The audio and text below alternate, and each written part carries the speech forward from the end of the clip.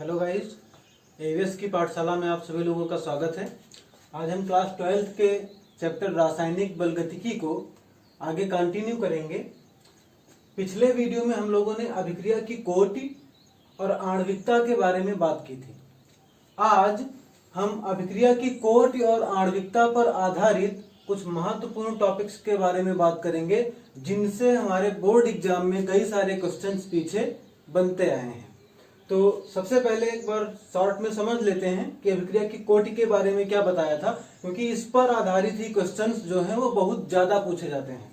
तो पीछे हम लोगों ने आणविकता यानी कि मॉलिक्यूलरिटी और कोटि के बारे में बात की थी। तो आणविकता के बारे में हमने बताया था कि किसी भी अभिक्रिया में भाग लेने वाले सभी अणु क्या कहलाते हैं, उस अभिक्रिया की आणविकता कहलाते हैं। और वो अणु जो अभिक्रिया के वेग को प्रभावित करते हैं क्या कहलाते हैं, अभिक्रिया की कोटि कहलाते हैं। तो इन टॉपिक्स पर आधारित सबसे जो पहला जो क्वेश्चन बनता है वो यही है कि अभिक्रिया की आणविकता और कोटि में प्रमुख अंतर कौन कौन से हैं। तो सबसे पहला अंतर तो हमने अभी बता दिया। आप इनको पॉइंट वाइज करके भी लिख सकते हैं, जैसे पिछले वीडियो में हमने बताया कि पहले आप आणविकता हेडिंग डाल के उनके पॉइंट्स के बारे में बता दें, फिर कोटि की हेडिंग डाल के फिर उसके बारे में बता दें। एक तो अंतर इस तरह से बताया जा सकता है। दूसरा कि हम टेबल के फॉर्म में भी बता सकते हैं। एक टेबल बना के एक तरफ आणविकता और एक तरफ कोटि लिख के इनके मध्य अंतर को स्पष्ट किया जा सकता है। शॉर्ट में एक बार देख लेते हैं। पहला अंतर क्या था, बता चुके हैं कि किसी भी अभिक्रिया में भाग लेने वाले सभी अणुओं की संख्या क्या कहलाती है, आणविकता कहलाती है। और कोटि क्या है, अभिक्रिया में भाग लेने वाले उन अणुओं की संख्या जो अभिक्रिया के वेग नियम को लिखने में प्रयुक्त होते हैं या अभिक्रिया के वेग को प्रभावित करते हैं, क्या कहलाते हैं, अभिक्रिया की कोटि कहलाते हैं। यहाँ पे देखें जो इधर लिखा हुआ है कि जो ये अभिक्रिया का वेग है dx/dt यानी कि r, इसका ये वेग नियम है r = k a⁻m1 b⁻m2। पिछले वीडियो में बता चुके हैं कि ये m1 और m2, m1 a के अणुओं की संख्या है जो अभिक्रिया को प्रभावित कर रही है और m2 b के अणुओं की संख्या है जो अभिक्रिया को प्रभावित कर रही है। तो कोटि हमारी क्या हुई, m1 और m2 यानी a और b के कुल मिलाकर कितने अणु ऐसे हैं जो अभिक्रिया के वेग को प्रभावित कर रहे हैं। तो ये होती है अभिक्रिया की कोटि। दूसरा पॉइंट क्या बताया था कि जो अभिक्रिया की आणविकता होती है ये एक सैद्धांतिक मान है। अभिक्रिया की आणविकता एक सैद्धांतिक मान है। क्या मतलब है इसका, इसका मतलब यह है कि अभिक्रिया की क्रियाविधि को देखकर हम अभिक्रिया की आणविकता बता सकते हैं। लेकिन अभिक्रिया की कोटि एक प्रायोगिक मान होती है। इसको हम साधारणतया सिर्फ अभिक्रिया की क्रियाविधि या अभिक्रिया को देखकर ही नहीं बता सकते। अभिक्रिया की कोटि एक प्रायोगिक मान है जिसे प्रयोगों द्वारा ही निर्धारित किया जा सकता है। थर्ड पॉइंट था कि जो अभिक्रिया की आणविकता है ये ना तो शून्य हो सकती है, ना ही निगेटिव हो सकती है और ना ही भिन्नात्मक हो सकती है यानी a/b टाइप। लेकिन अभिक्रिया की कोटि शून्य भी हो सकती है, निगेटिव भी हो सकती है और भिन्नात्मक भी हो सकती है। इनके केस में ये कुछ भी नहीं हो सकता और इनके केस में ये सारे हो सकते हैं। पॉजिटिव वैल्यू तो होगी ही, पॉजिटिव भी इंक्लूडेड रहेगी। आणविकता सिर्फ पॉजिटिव हो सकती है, जीरो, निगेटिव या भिन्नात्मक नहीं हो सकती। लेकिन कोटि जीरो भी हो सकती है, निगेटिव भी हो सकती है, फ्रैक्शनल भी हो सकती है और इसके साथ साथ पॉजिटिव वैल्यू भी हो सकती है। लास्ट पॉइंट हम एक एग्जांपल देके क्लियर कर सकते हैं। जैसा कि एक एग्जांपल हम लोगों ने पिछले वीडियो में बताया था कि ईस्टर का जल अपघटन कराते हैं। तो ईस्टर का जल अपघटन क्या है, एक प्रथम कोटि की अभिक्रिया है। उस एग्जाम्पल से भी हम आणविकता और कोटि में अंतर बता सकते हैं। एक दूसरा एग्जाम्पल आज ले लेते हैं, सुक्रोज का जल अपघटन।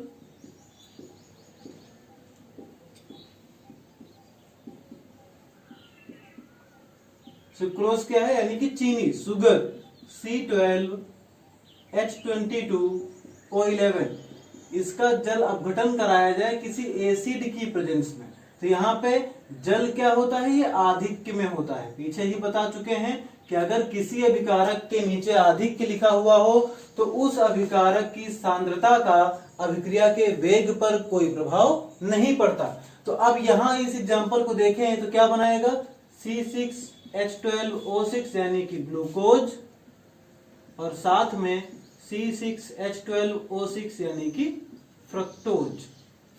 तो अब यहाँ पे देखो इस अभिक्रिया के लिए अभिक्रिया का वेग नियम क्या होगा, K और C12H22O11 की पावर 1 एंड H2O की पावर 0, क्योंकि ये H2O पर निर्भर नहीं करता। तो अब यहां से अगर हम देखें तो अभिक्रिया की आणविकता क्या है, सबसे पहले हम आणविकता देख लेते हैं, क्योंकि अभिक्रिया में भाग लेने वाले अणुओं की संख्या कितनी है, 2, 1 और 1 2। तो आणविकता हमारी कितनी है, 2, यानी अभिक्रिया में कुल कितने अणु पार्टिसिपेट कर रहे हैं, हमें बस इससे मतलब है। अभिक्रिया का वेग किसकी वजह से ज्यादा हुआ, किसकी वजह से कम हुआ, किसकी सांद्रता का प्रभाव इस वेग के ऊपर पड़ा, इसका कोई मतलब आणविकता से नहीं है। तो आणविकता कितनी हो गई, 2 हो गई, क्योंकि अभिक्रिया में जो अणु भाग ले रहे हैं उनकी कुल संख्या कितनी है, 2 है। अब बात करते हैं कोटि की। तो कोटि के बारे में यहाँ पे हमने बताया कि वेग नियम में लिखे हुए सांद्रता पद जो होते हैं, किसी अभिक्रिया के वेग नियम में लिखे हुए सांद्रता पदों की घातों का योग यानी m1 प्लस m2 ही क्या कहलाता है, अभिक्रिया की कोटि। तो यहां से ये जो अभिक्रिया की कोटि होगी ये क्या हो जाएगी, 1 प्लस 0 यानी कि 0 1। ये प्रथम कोटि की अभिक्रिया होगी, इसका नाम क्या होगा, प्रथम कोटि की अभिक्रिया। तो ये था अभिक्रिया की कोटि और आणविकता में जो प्रमुख अंतर है। 2 नंबर में क्वेश्चन पूछा जाएगा, आप आसानी से इन्हें समझा सकते हैं, चाहे पॉइंट वाइज करके, टेबल बना के या फिर हेडिंग वाइज। अब अगला टॉपिक जो है आज का वो है आभासीय एकाणुक अभिक्रिया। आभासीय एकाणुक अभिक्रिया, ये अभिक्रियाएं क्या होती हैं, इनकी डेफिनेशन क्या है। एग्जाम्पल अभी अभी ही हम बता चुके हैं, आभासीय शब्द से ही समझ में आ रहा होगा कि ये हमें प्रतीत होती हैं एकाणु, लेकिन होती हैं बाईमॉलिक्यूलर। एक सिंपल सा बस एक कॉन्सेप्ट हमको याद रखना है कि आभासीय एकाणुक अभिक्रिया यानी कि एक अणुक नहीं होती हैं, ये आभासीय वर्ड लगा हुआ है, बस महसूस होती हैं। वही चीज यहां लिखी है कि कोटि तो इनकी 1 होती है। जो ऐसी अभिक्रियाएं हैं ये काफी इंपॉर्टेंट है, इस पे क्वेश्चन बनते रहते हैं। आभासीय एकाणुक अभिक्रिया में कोटि अभिक्रिया की 1 होती है, लेकिन आणविकता 2 या 2 से अधिक होती है। कुछ एग्जांपल्स देख लेते हैं, जैसे पिछले उसमें हम लोगों ने ईस्टर का देखा था कि CH3COO C2H5 यहाँ पे लिखा हुआ है C2H5 CO CH3 लिखे या CH3CO C2H5। इसका जब जल अपघटन कराते हैं तो बनता है एसिटिक एसिड CH3COOH एंड साथ में अल्कोहल C2H5OH। अब यहाँ पे H2O आधिक्य में होता है, तो यहाँ पे हम क्या करेंगे, एसिड की प्रेजेंस में रिएक्शन है, वहां पे एग्जांपल लिखा हुआ है। अब अगर इस अभिक्रिया की बात करें, क्योंकि पिछले ही वीडियो में बता चुके हैं, तो H2O की सांद्रता का वेग पर कोई प्रभाव नहीं पड़ता, यानी कि dx/dt रेट क्या हो जाएगा इनका, ये हो जाएगा K, केवल किस पे निर्भर करेगा, CH3COO C2H5 की पावर 1 पे।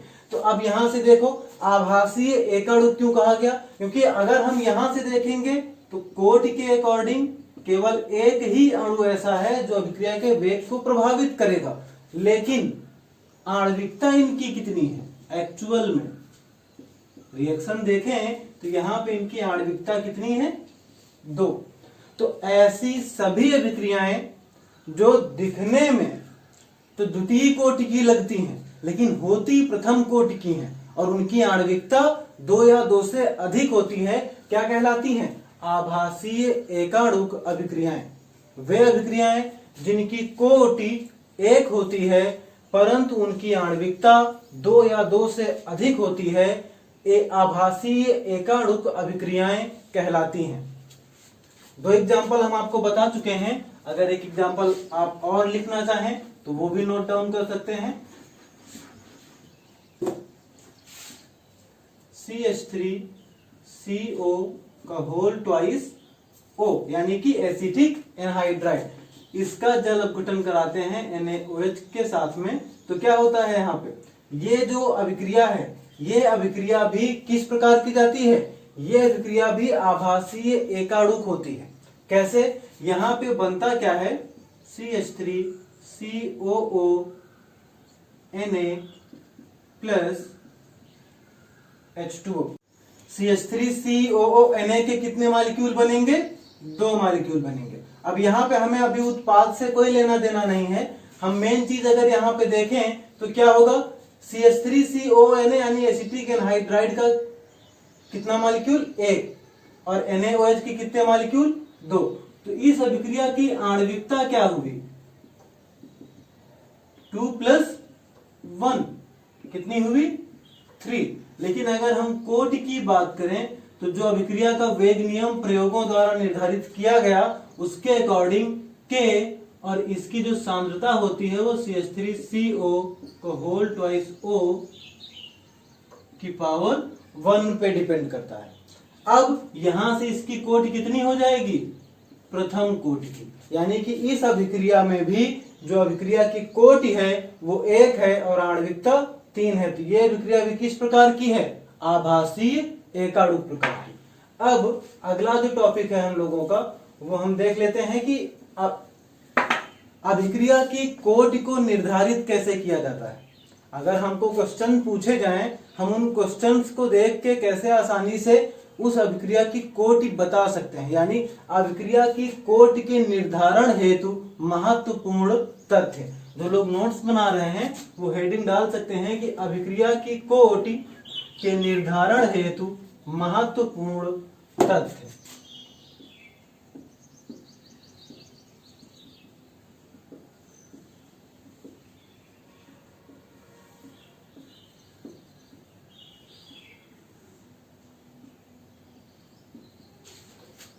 तो सबसे पहला पॉइंट क्या है, अभिक्रिया की कोटि को निर्धारित करने के लिए सबसे पहला पॉइंट क्या है। क्वेश्चन कई तरह से पूछे जाते हैं अभिक्रिया की कोटि पर आधारित, तो उनमें से जो सबसे पहला टाइप है वो ये हो सकता है कि कोई अभिक्रिया डायरेक्ट दे दी जाए। सपोज 2NO + O2 और बन रहा है 2NO2, और इस अभिक्रिया के लिए अभिक्रिया का वेग नियम पहले से ही क्वेश्चन में दिया गया हो। मान लो दे दिया जाए क्वेश्चन कि निम्नलिखित अभिक्रिया के लिए अभिक्रिया का वेग नियम ये है कि R = K NO की पावर 2 एंड O2 की पावर 1।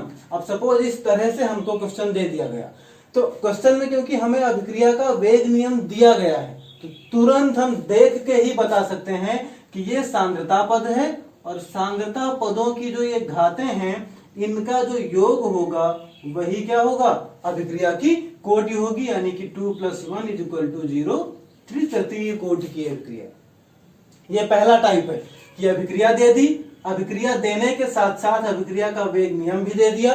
तो वेग नियम में जो बड़े ब्रैकेट में लिखा है ये सांद्रता पद होता है, और सांद्रता पद की ये जो घातें हैं इन्हीं का योग अभिक्रिया की कोटि कहलाती है। सेकेंड टाइप जो इनका हो सकता है वो ये कि सांकेतिक भाषा में दे दिया जाए। सांकेतिक भाषा क्या होती है, सपोज कह दें कि निम्नलिखित अभिक्रिया 3A + 2B, इससे उत्पाद के लिए अभिक्रिया का वेग नियम R = K A की पावर 1 या B की पावर 0 है, तो अभिक्रिया की कोटि क्या होगी। या इस तरह से भी क्वेश्चन दे सकते हैं कि निम्नलिखित अभिक्रिया के लिए अभिक्रिया का वेग A की सांद्रता की प्रथम घात के समानुपाती, इस तरह से लिखा होगा, A की सांद्रता के प्रथम घात के समानुपाती व B की सांद्रता की शून्य घात के समानुपाती है। तो यानी कि सिंपली मतलब क्या हुआ कि जो अभिक्रिया का वेग है वो A की सांद्रता के घात 1 के समानुपाती है और B की सांद्रता की पावर 0 रहेगी। तो डायरेक्ट वेग नियम भी दे सकते हैं या थ्योरेटिकली वहां पे लिख के बता सकते हैं कि ए की सांद्रता पद की प्रथम घात या द्वितीय घात जो भी दिया हुआ हो वहां पर। तो यहां से अब पहले हम वेग नियम लिख लेंगे कि r बराबर के, क्योंकि a की सांद्रता के प्रथम घात और b के शून्य घात के समानुपाती है, तो यह सांकेतिक भाषा होगी। अगर ऐसे दिया हुआ है तब भी हम जानते हैं कि a की सांद्रता की प्रथम घात है, यानी कि कोटि क्या होगी, पहले तो 1 और फिर b की सांद्रता की शून्य घात है यानी कि 0, तो 1 + 0 = 0 1। तो यहां पर भी जो ऑर्डर होगी रिएक्शन की वो क्या होगी, 1 होगी। तो ये दूसरा तरीका है सांकेतिक रूप में देने का। तीसरा जो तरीका है वो ये हो सकता है कि किसी रिएक्टेंट के नीचे यानी किसी अभिकारक के नीचे जो उसकी सांद्रता है उसके बारे में क्या लिख दिया जाए, आधिक्य। सपोज A + B, इससे C बन रहा है और B के नीचे लिखा हुआ हो आधिक्य। ये बहुत ही इंपॉर्टेंट पॉइंट है। तो यहाँ पे अगर B के नीचे आधिक्य दे दिया गया तो आप यहां से ही ये समझ सकते हैं कि जो A और B है इनमें से B की सांद्रता का अभिक्रिया के वेग पर कोई प्रभाव नहीं पड़ेगा। तो अब A के रेस्पेक्ट में जो घात दी गई होगी वही हमारी अभिक्रिया की क्या हो जाएगी, कोटि हो जाएगी। ये कौन सा तरीका था, तीसरा तरीका था। अब चौथा तरीका है कि अभिक्रिया का वेग स्थिरांक दे दिया जाए। ये भी इंपॉर्टेंट वे है कि अभिक्रिया का वेग स्थिरांक दे दिया जाए। सपोज कहते हैं किसी अभिक्रिया के लिए अभिक्रिया का वेग स्थिरांक k बराबर 3 × 10⁻², मोल की पावर -2 एंड लीटर की पावर 2 और सेकंड इनवर्स है। किसी अभिक्रिया के लिए वेग स्थिरांक का मान 3 × 10⁻², मोल की पावर -2, लीटर की पावर 2 और सेकंड इनवर्स है, तो अभिक्रिया का या अभिक्रिया की कोटि क्या होगी। तो हम जानते हैं वेग स्थिरांक का मात्रक क्या होता है,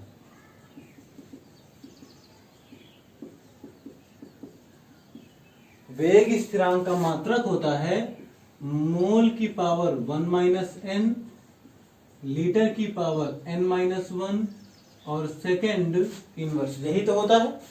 तो वेग स्थिरांक के मात्रकों की तुलना कर ली जाए, ये जो वेग स्थिरांक का मात्रक है इनकी तुलना कर ली जाए। तो यहाँ पे 1 - n की जगह पे क्या दिया हुआ है, -2। अगर कभी भी वेग स्थिरांक की वैल्यू दे दी जाए तो हम अभिक्रिया की कोटि कैसे निकालेंगे, उसके लिए है कि हम जो ये मात्रक दिया गया है वेग स्थिरांक का, इनकी जो घातें हैं इनकी तुलना कर ले। यहां पे 1 - n की जगह -2 है, 1 - n की जगह पे क्या है, -2। तो यहां से n की वैल्यू क्या हो जाएगी, n को हम उधर ले जाएं और 2 को इधर ले आए तो ये 1 + 2 हो जाएगा, n की वैल्यू आ गई 3। यानी कि ये अभिक्रिया किस प्रकार की है, तृतीय कोटि की अभिक्रिया है। यहां पर अगर हम n की जगह पे n = क्या रख दें, 3 रख दें, तो यही मात्रक हमें मिल जाएगा कि मोल की power -2, litre square and second inverse. ये हमारा चौथा तरीका है। पांचवा तरीका, अभी जो थर्ड तरीका बताया है आधिक्य लिखा हुआ हो उसी से मिलता जुलता है कि अगर किसी क्वेश्चन में साफ साफ ये वर्ड यूज कर दिया जाए, आभासी एकाणुक अभिक्रिया, तो अब आप ये जानते हैं कि जैसे ही क्वेश्चन में लिख दिया गया आभासी एकाणुक अभिक्रिया, अपने आप से अभिक्रिया की कोटि क्या हो जाएगी, 1 हो जाएगी, यानी अभिक्रिया प्रथम कोटि की हो जाएगी। आइए अब इन टॉपिक्स पर आधारित 1-2 क्वेश्चन देख लेते हैं। बाकी क्वेश्चंस जो हैं चैप्टर समाप्त होने के बाद हम लोग डिटेल में इनके इस चैप्टर से पूछे जाने वाले न्यूमेरिकल्स के बारे में पढ़ेंगे। अभी 1-2 न्यूमेरिकल्स कॉमन इन्हीं टॉपिक्स पे बेस्ड देख लेते हैं। इसके बाद जो बाकी न्यूमेरिकल्स हैं वो चैप्टर खत्म होने के बाद हम लोग अलग से पूरे न्यूमेरिकल्स इस चैप्टर से जो इंपॉर्टेंट हैं, जो पूछे गए हैं, उनके बारे में डिस्कस करेंगे। तो सबसे पहला क्वेश्चन है हमारा कि अभिक्रिया 3A टू उत्पाद के लिए अभिकारक A की सांद्रता 4 गुनी करने पर अभिक्रिया का वेग 2 गुना हो जाता है। एक अभिक्रिया दे दी 3A से क्या बन रहा है, उत्पाद। इस अभिक्रिया के लिए अभिकारक A की सांद्रता 4 गुनी अगर हम करते हैं तो अभिक्रिया का वेग 2 गुना हो जाता है। तो सबसे पहले ये जो अभिक्रिया दी हुई है इसको लिख लें, 3A से क्या बना, उत्पाद बना। इस अभिक्रिया के लिए R बराबर क्या होगा, K A की पावर कोई ना कोई कोटि होगी N। बता चुके हैं पीछे कि अभिक्रिया का वेग नियम क्या होता है, वेग बराबर वेग स्थिरांक गुणे सांद्रता की घात N। N यहाँ पे क्या है, अभिक्रिया की कोटि। यहाँ पे हमने माना है कि A की जो सांद्रता है वो N अणुओं पर निर्भर करती है। ये कहने का मतलब ये है कि जो अभिक्रिया की जो कोटि है वो इस समय क्या है, N है। और अगर अभिक्रिया की कोटि अभी N है तो यहाँ पे दूसरी जो, इसको हम समीकरण 1 कह दें, दूसरी जो कंडीशन कह रहे हैं कि अगर हम A की सांद्रता को 4 गुना कर दें, यानी ये A की जगह पे 4A हो जाए, तो जो अभिक्रिया का वेग है वो R की जगह पे क्या हो जाएगा, 2R हो जाएगा। यानी कि इनके अकॉर्डिंग क्या हो जाएगा, ये 2R बराबर K 4A की पावर N, इतना हो जाएगा। इसको हम मान लेते हैं समीकरण 2। सांद्रता को 4 गुना किया गया है तो ये 4A हो जाएगा। देखो सही से समझो कि यहाँ पे ये हमने ये क्या है, वेग नियम है, अभिक्रिया का वेग नियम। अब क्या कंडीशन क्या कह रहे हैं कि अगर हम A की सांद्रता 4 गुनी कर दें तो अभिक्रिया का वेग 2 गुना हो जाएगा। तो ये जो A की सांद्रता है इसको हमने 4 गुना कर दिया तो जो अभिक्रिया का वेग है वो क्या हो गया, 2 गुना हो गया। अब अगर इन्हीं दोनों को भाग कर दिया जाए, समीकरण 1 और 2 को क्या कर दिया जाए, भाग कर दिया जाए, तो यहां से क्या आ जाएगा, ये R से R कैंसिल, K से K कैंसिल आउट हो जाएंगे, यहां बचेगा 1/2 और यहां क्या बचेगा, A से A कैंसिल हो जाएगा, यहां बचेगा 1/4। यानी कि इसको हम क्या लिख सकते हैं, इसी को हम लिख सकते हैं 1/2 इज इक्वल टू 1/4 की पावर n। अब इस 1/4 के रेस्पेक्ट में 1/2 को क्या लिख सकते हैं, अगर हम इसी तरह लिखना चाहें तो 1/2 को लिखा जा सकता है 1/4 की पावर 1/2, यानी कि अंडर रूट। अगर हम 1/4 का अंडर रूट निकालें तो क्या आएगा, इसकी वैल्यू 1/2 ही तो होती है, यानी 1/2 को हम क्या लिख सकते हैं, अंडर रूट 1/4, और रूट हटाएंगे तो यहाँ पे जो घात आएगी 1/4 की वो क्या आ जाएगी, 1/2। अब अगर दोनों पक्षों की तुलना की जाए, दोनों पक्षों की तुलना करेंगे तो यहां से n की वैल्यू क्या आ जाएगी, 1/2। यानी कि हमारी जो अभिक्रिया है वो किस घात की होगी, 1/2। यही हमारा क्या होगा, आंसर होगा। एक बार फिर से समझ लेना कि ये जो अभिक्रिया है, इस अभिक्रिया के लिए सबसे पहले हम वेग नियम लिख लेंगे, R बराबर K और यहाँ पे A की पावर N। N यहाँ पे क्या है, अभी अभिक्रिया की कोटि है। ये इक्वेशन नंबर 1। दूसरी जो कंडीशन कही इन्होंने कि अगर हम A की सांद्रता 4 गुनी करें तो वेग 2 गुना हो जाएगा। तो यहां से जब सांद्रता 4 गुनी करेंगे तो क्या हो जाएगा, ये हो जाएगा 4A की पावर N के, और इक्वल टू किसके होगा, 2 इंटू R के। ये इक्वेशन नंबर 2। जब अभिक्रिया की सांद्रता कितने गुनी हो गई, 4 गुनी, और वेग कितने गुना हो गया, 2 गुना। इन दोनों इक्वेशन को जब भाग करेंगे तो यहाँ क्या आ जाएगा, R बटे, और यहाँ हो जाएगा K A की पावर N। तो A से A कैंसिल, घाते ऊपर नीचे दोनों समान है, तो इनको हम लोग क्या लिख लेंगे, 1/2 इज इक्वल टू 1/4 की पावर n। अब यहाँ पे 1/4 है तो यहाँ भी घात अभी तो 1 है, अगर हम इसको 1/4 के टर्म में लिखना चाहें तो लिख सकते हैं 1/4 की घात 1/2, यानी रूट ले लिया इसका। तो दोनों तरफ अगर हम घातों की तुलना करें तो n बराबर क्या आ जाएगा 1/2। तो ये हमारा पहला क्वेश्चन था। अब दूसरा क्वेश्चन देखते हैं।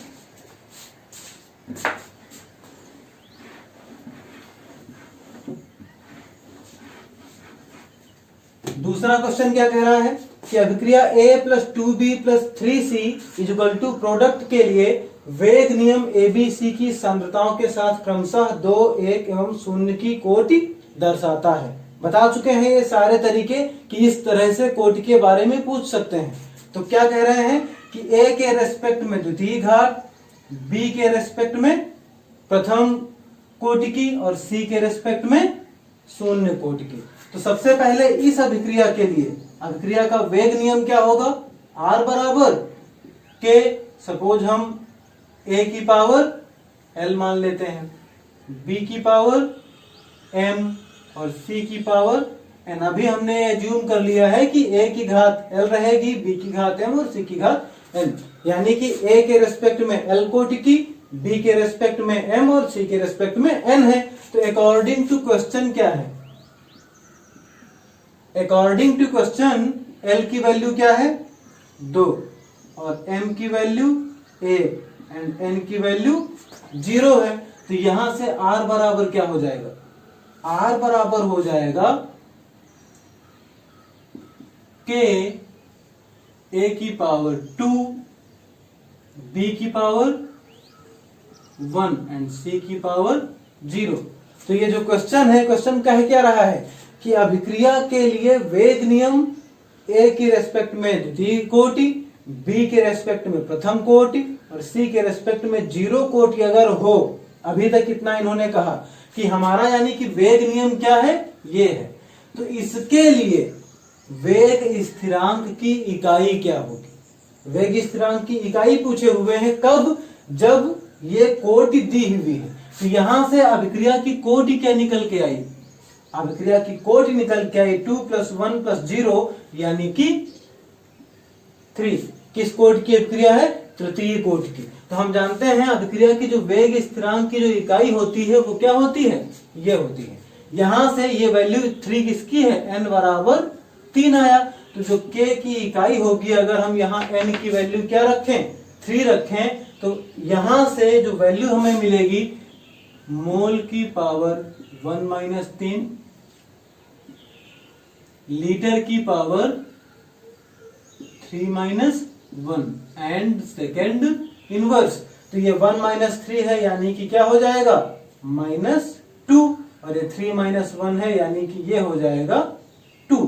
तो इस तरह से ये आ गई हमारी वेग स्थिरांक की इकाई। उम्मीद है कि आपको ये क्वेश्चन समझ में आ गए होंगे। इसी तरह के क्वेश्चन सभी चैप्टर समाप्त होने के बाद हम बहुत सारे डिस्कस करेंगे। तो अगर आज का वीडियो आप सभी लोगों को पसंद आया हो तो वीडियो को लाइक करें, अपने दोस्तों में शेयर करें और चैनल को सब्सक्राइब करें और बेल आइकन को हिट करना बिल्कुल भी मत भूलें, ताकि आपको हमारे ऐसे वीडियोज आगे भी मिलते रहें। धन्यवाद।